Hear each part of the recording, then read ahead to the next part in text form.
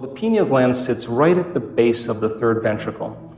And inside the pineal gland are these tiny little calcium carbonate crystals. They're stacked rhombohedrons. They're stacked on top of each other. And if you find the research, and I found it, the pineal gland has been called a neuroendocrine transducer with piezoelectric properties. Now, those are just big words. But piezoelectric effect is when you take a mechanical stress and you apply it to some crystals, and it begins to produce an electric charge.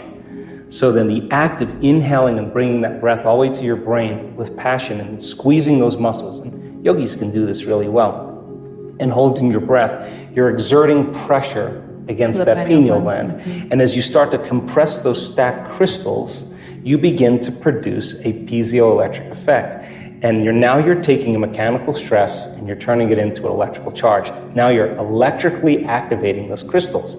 And those crystals are very sensitive to frequency. And all of a sudden, when they become electrically activated, pineal gland becomes like a radio antenna.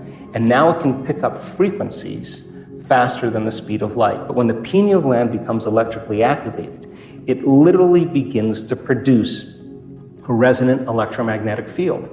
And now that begins to send a signal out, and those crystals stretch until they can't stretch anymore, and then the field reverses and it compresses those crystals, and all of a sudden you have a little antenna right up in your pineal gland.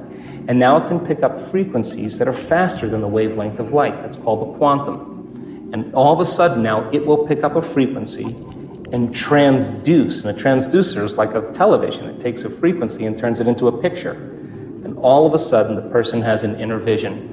And that inner vision is more real than the world we're sitting in right now. And that's why it's called the third eye. I call it the first eye because now it's releasing its elixirs and we start having very profound dimensional experiences.